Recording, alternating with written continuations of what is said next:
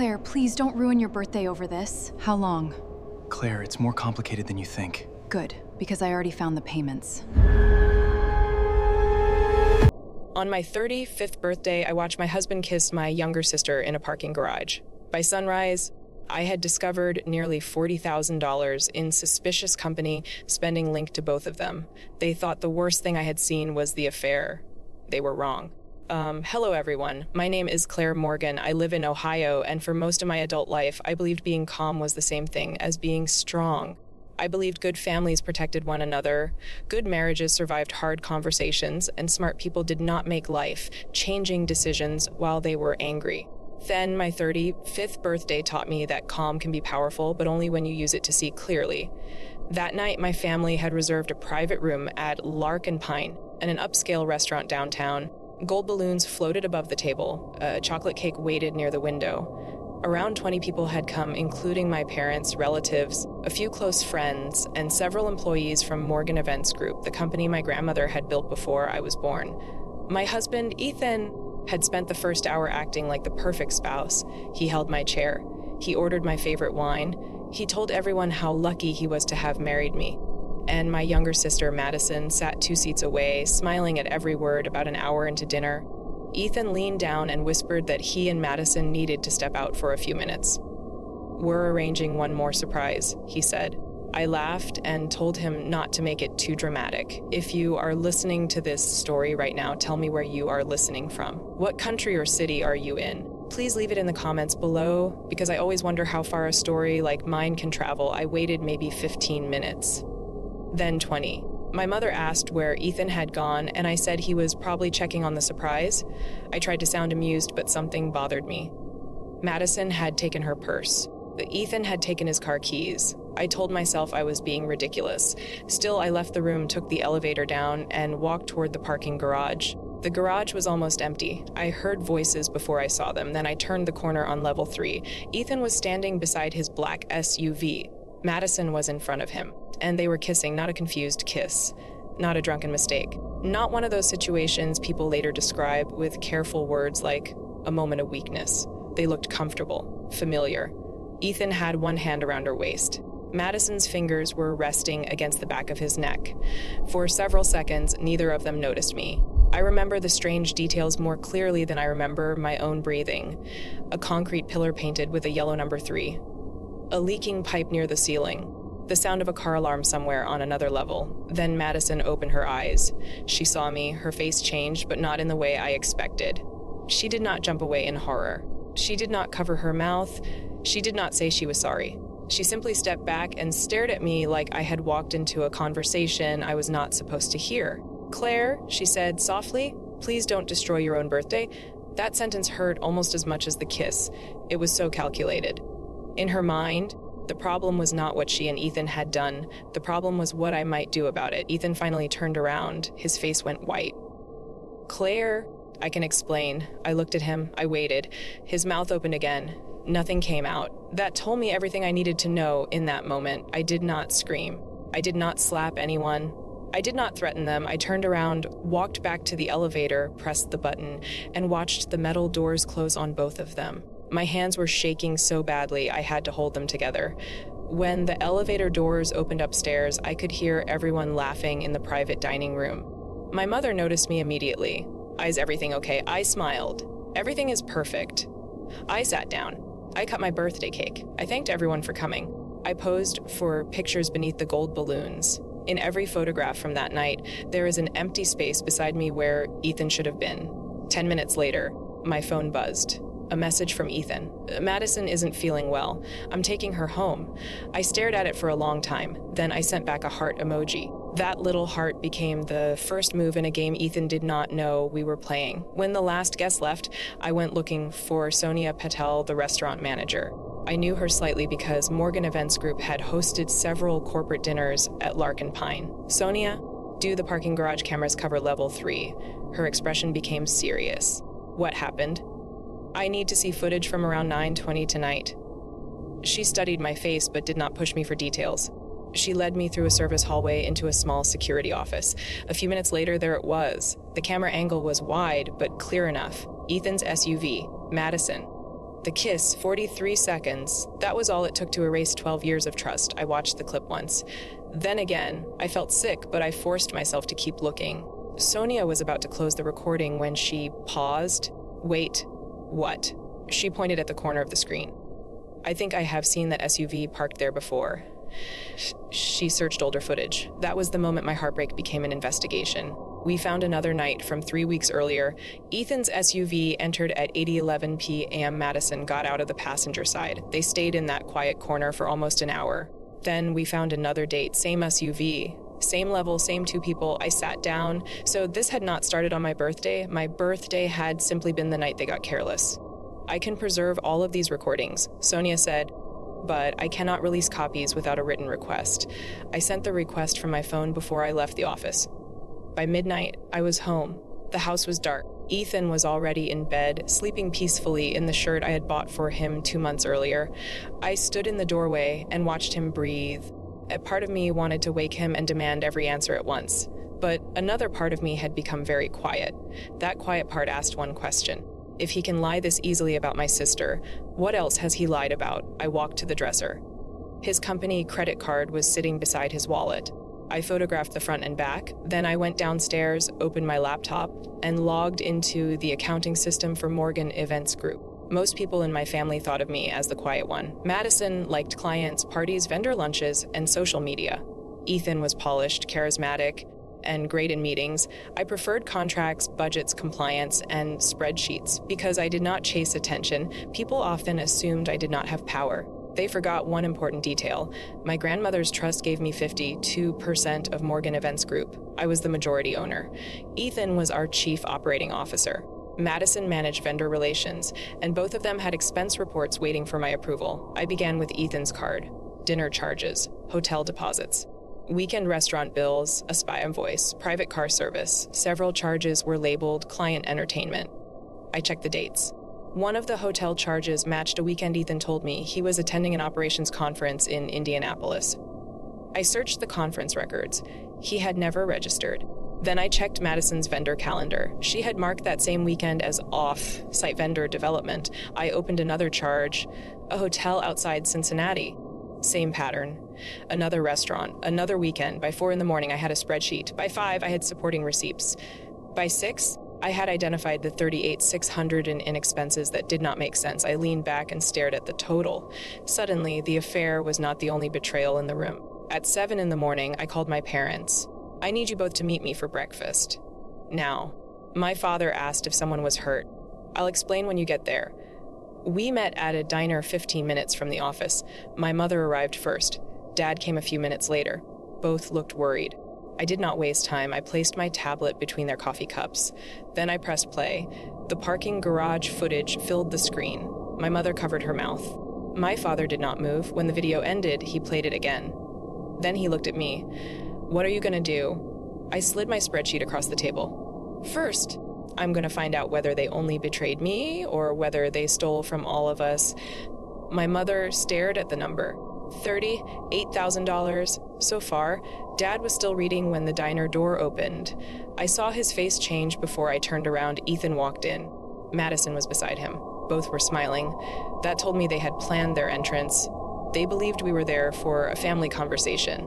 They believed they could control it. Ethan pulled out the chair beside me. Madison sat across from Mom and folded her hands in her lap. Claire. Ethan began. You saw one emotional mistake. 3 recorded meetings, I said, and $38,600 in unexplained corporate charges. His expression changed immediately. Madison reached toward my tablet. I moved it away. Those were vendor expenses, she said. Good. Then tell me which vendors. She hesitated. Different vendors? Name one? Silence. My mother looked from Madison to me. Maybe we should discuss this privately. I almost laughed. Mom, it is 7:30 in the morning. There are no birthday guests here, no balloons, no audience. They used my birthday dinner as camouflage. Privacy is not the issue anymore. My father looked at Ethan. Did you use company money for hotel rooms? Ethan leaned back. That question is insulting. That was when I understood how completely he had misread me. He still believed he was the person in control because he was my husband and the company's CO. He had forgotten that the company had rules. Our shareholder agreement allowed immediate suspension when financial misconduct was suspected. Every company laptop was backed up. Every corporate card could be frozen. Every login was recorded. I stood. Your company card has been frozen. Ethan looked at me sharply. Claire, your system access is suspended. Madison's too. A forensic accountant starts today. Madison's face tightened. You cannot do that because you are angry. I can do it because I own 52% of the company, and I have evidence of financial misconduct. Ethan reached under the table and grabbed my wrist. Not hard enough to injure me, but hard enough to make the message clear. Don't do this. I looked down at his hand. My father saw it, let go of her. Ethan released me. I picked up my tablet. Then I looked at both of them. Yo, you wanted me to keep quiet. I did. Now we are going to see what the quiet bought me. I left the diner. By 8:30, I was at Morgan Events Group. Our IT director, Ben Harris, met me in my office. Ben had worked for us for 9 years and was one of the most careful people I knew. I told him only what he needed to know. Preserve Ethan's and Madison's accounts. No deletions, no access changes, no remote logins. Ben nodded. Already locked. I hired a forensic accountant named Ruth Delgado that morning. Ruth was in her 50s, calm, precise, and completely unimpressed by family drama. When I explained the suspicious charges, she said, I don't investigate marriages. I investigate money. Perfect. For the next 6 hours, we followed transactions. At first, the charges looked sloppy, but not necessarily criminal. Then Ben called me. Claire, someone just tried deleting a folder from the operations drive. Ooh, Ethan's account. He is locked out from the company network, yes. But he tried using an old synth device. What folder? Ben turned his monitor toward me. The folder was called M Consulting. Ruth looked at me. Do you know what that is?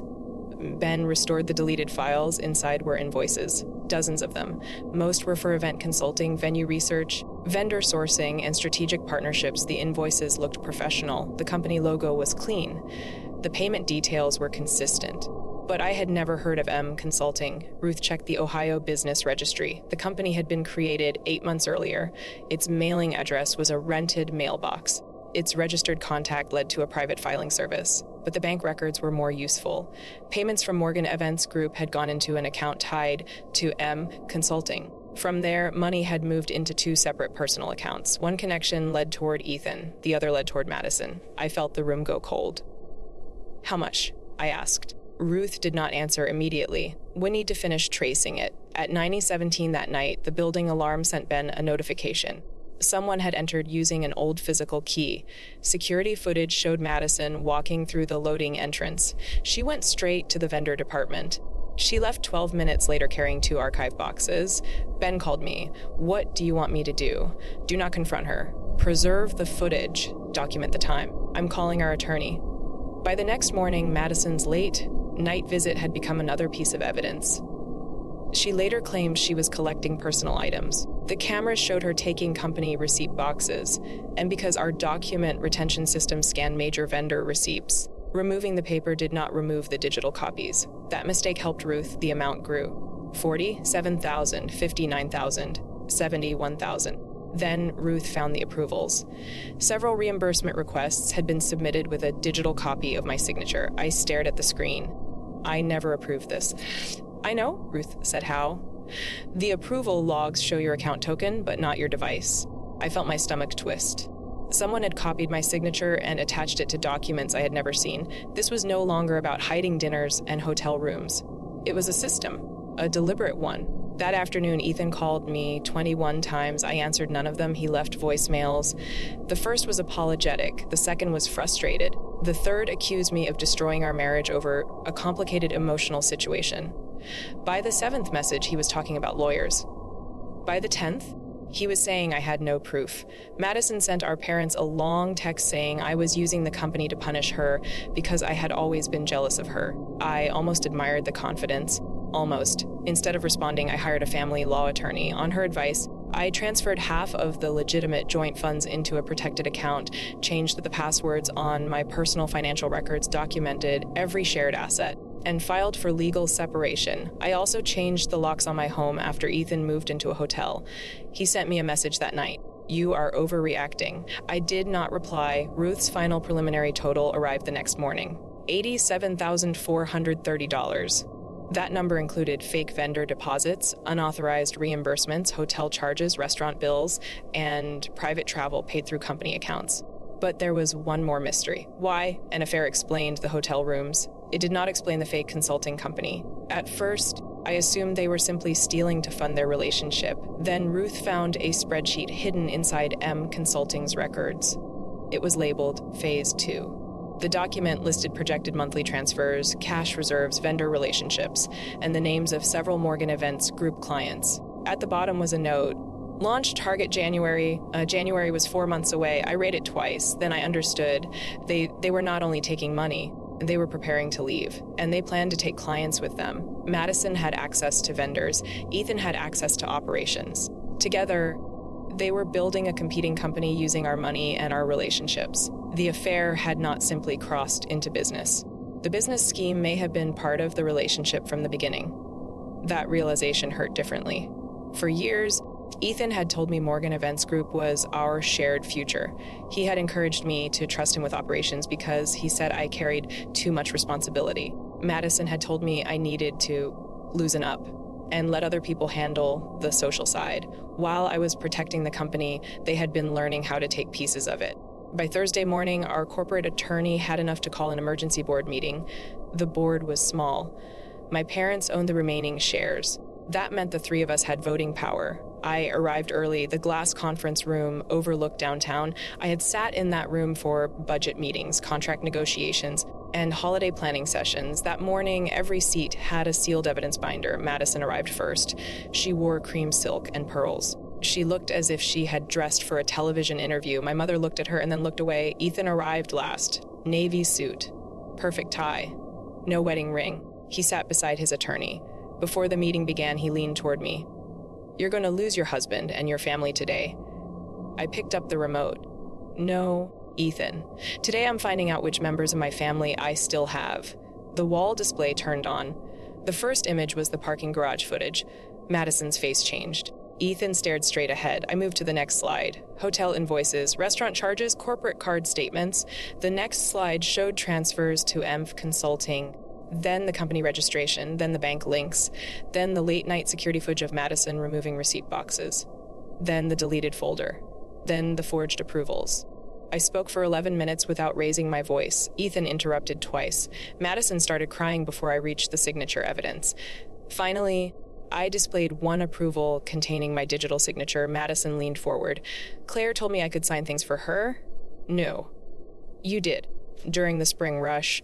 No, Madison. I clicked to the next slide. A timestamp appeared. This approval was submitted from your laptop at 20:14 p.m. On May 17th. She folded her arms. So at 2:14 p.m. on May 17th, I was speaking at a conference in Boston. I clicked again. My flight record. The conference agenda, a video still showing me on stage. The company login report showing Madison's computer active in our Ohio office. Nobody spoke. My father slowly closed his evidence binder. My mother stared at Madison like she no longer recognized her. Our attorney explained the motions. Termination for cause. Civil demand for repayment. Referral of the audit findings to law enforcement. Ethan actually laughed. Then he turned to my parents. You are not seriously going to destroy Madison's life because Claire's pride is hurt. My father answered first. I vote yes to all three. My mother's hands were shaking. For a moment, she looked at Madison like she wanted to save her. Then she looked at me. I vote yes. Madison stopped crying. The tears disappeared so quickly it was almost frightening. You are both cowards, she said. You always take Claire's side because Grandma gave her control? That sentence revealed something I had not understood before. Madison had resented the trust for years. My grandmother had not left me 52% because she loved Madison less. She did it because I had spent years working with her, learning contracts, payroll, insurance, and risk. Madison never wanted that responsibility. She wanted the status without the boring parts. Now she looked at my parents and said, Claire has always made herself look responsible, so everyone else looks reckless. I almost answered. Then I decided not to. The evidence was already speaking. Our attorney asked for my vote. Yes, I said to all three. The motions passed. Ethan stood so quickly his chair rolled backward. "This is insane." He reached across the table toward my tablet. I pulled it back. He caught my forearm and shoved me aside. My hip struck the edge of a chair. The tablet fell onto the carpet. For 1 second, everyone froze. Then building security entered. Our conference room had a panic button near the door because we sometimes handled high-value contracts and angry vendor disputes. Ben had triggered it from outside after hearing voices rise. Security moved between Ethan and me. As I stepped back, I looked up. There was a camera in the corner of the conference room. For days, Ethan had insisted all the evidence against him was misleading. Now he had created another record himself. I requested charges, not because I wanted drama, because I was done protecting him from the consequences of his own choices.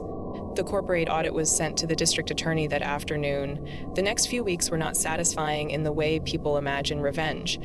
There was no music, no perfect speech, no moment when everyone suddenly understood my pain. There were lawyers, statements, document requests, bank records, insurance claims, divorce filings, vendor calls, rumors. I had to stand in front of our staff and explain that 2 senior employees had been terminated after an internal financial investigation.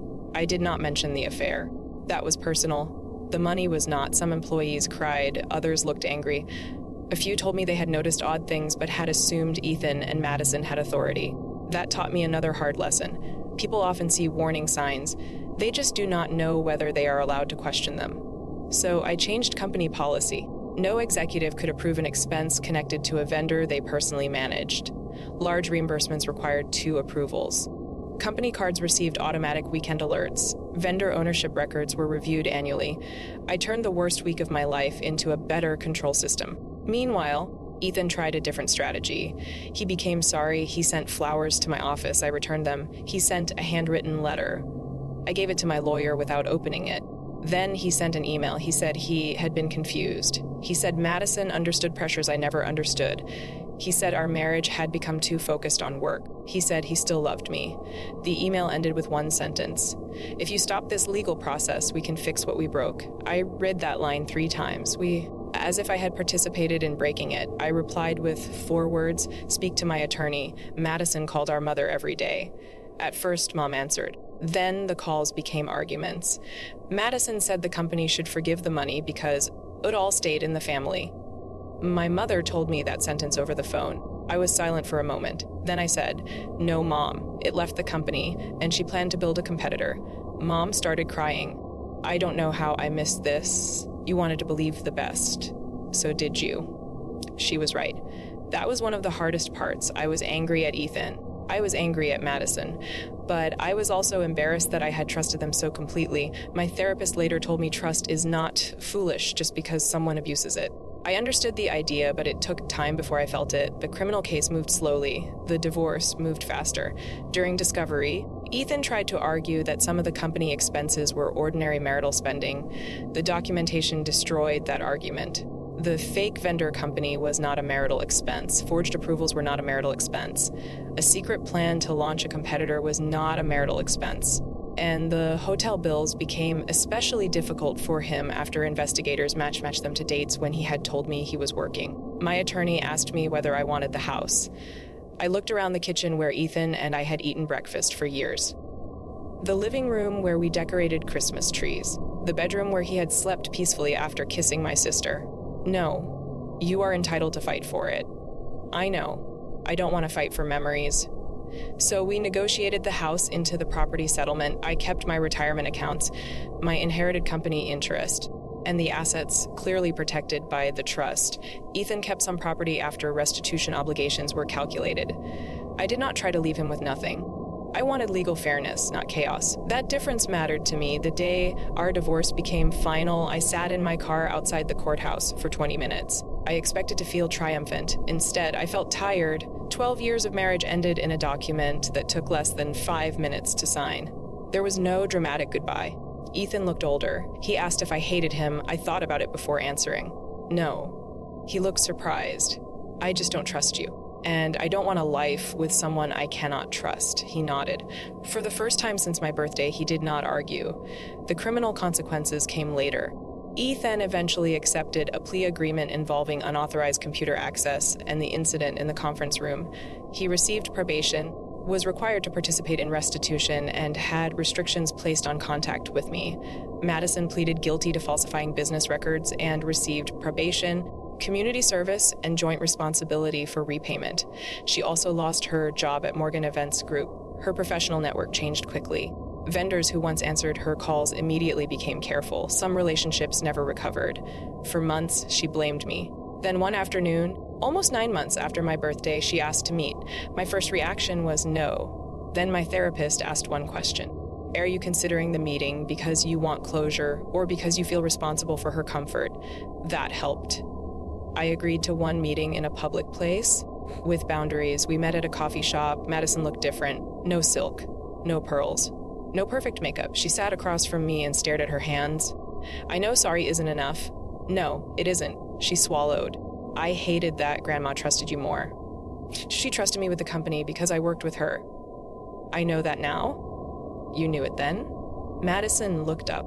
That hurt her, but it was true. She admitted the resentment had started years earlier.